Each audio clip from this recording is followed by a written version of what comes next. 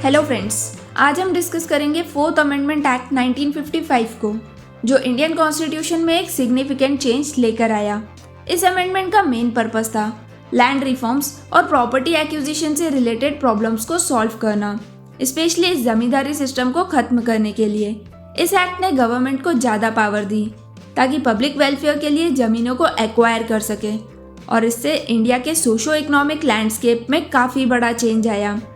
Fourth constitutional amendment act ने article 31 के clause A, article 305 और 9 शेड्यूल को अमेंड किया। Article 31 right to property mainly दो चीज़ों से डील करता था, डिप्राइवेशन और कंपलसरी एक्विजिशन। लेकिन फोर्थ अमेंडमेंट एक्ट ने इस बात को क्लियर कर दिया कि डिप्राइवेशन और कंपलसरी एक्विजिशन दोनों अलग अलग हैं। डिप्राइवेशन तब होता है जब स्टेट किसी पर्सन को उसके प्रॉपर्टी राइट से डिप्राइव करता है, यानी वंचित रखता है, और कंपलसरी एक्विजिशन तब होता है जब स्टेट किसी पर्सन की प्रॉपर्टी की ओनरशिप अपने पास ले लेता है।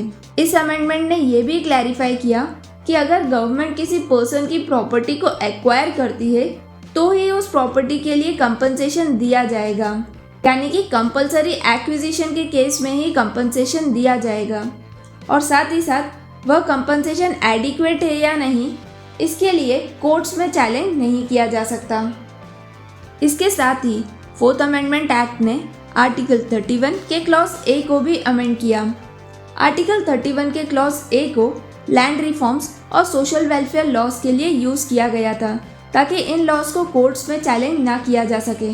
फोर्थ अमेंडमेंट एक्ट ने इस आर्टिकल का स्कोप और ज़्यादा ब्रॉड कर दिया ताकि लैंड रिफॉर्म्स के नए लॉज बनाए जा सकें।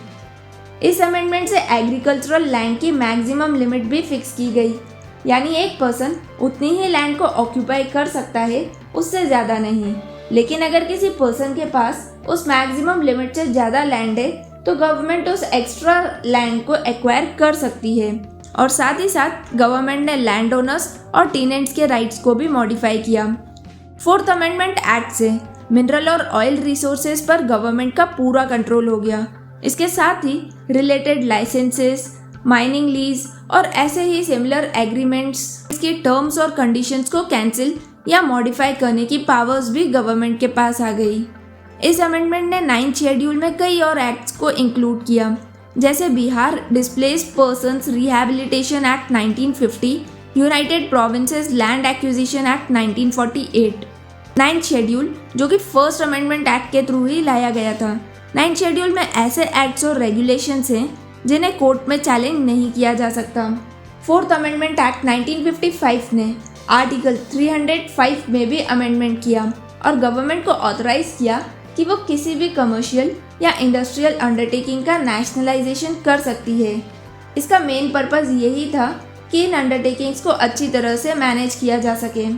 सो to conclude, fourth amendment act ने आर्टिकल 31 में क्लैरिफाई किया कि डिप्राइवेशन और कंपलसरी एक्विजिशन अलग अलग हैं और कंपनसेशन सिर्फ कंपलसरी एक्विजिशन के लिए ही दिया जाएगा। इस अमेंडमेंट से आर्टिकल 31 के क्लॉज ए का स्कोप ब्रॉड किया गया ताकि लैंड रिफॉर्म्स और सोशल वेलफेयर लॉज को इम्प्लीमेंट किया जा सके। साथ ही इस अमेंडमेंट ने आर्टिकल 305 में गवर्नमेंट को ये पावर दी कि वो किसी भी ट्रेड या इंडस्ट्री का नेशनलाइजेशन कर सकें। ये सारे चेंजेस इसीलिए लाए गए ताकि स्टेट्स को और ज़्यादा पावर दी जा सके और सोशल वेलफेयर और इकोनॉमिक रिफॉर्म्स को स्मूथली इम्प्लीमेंट किया जा सके।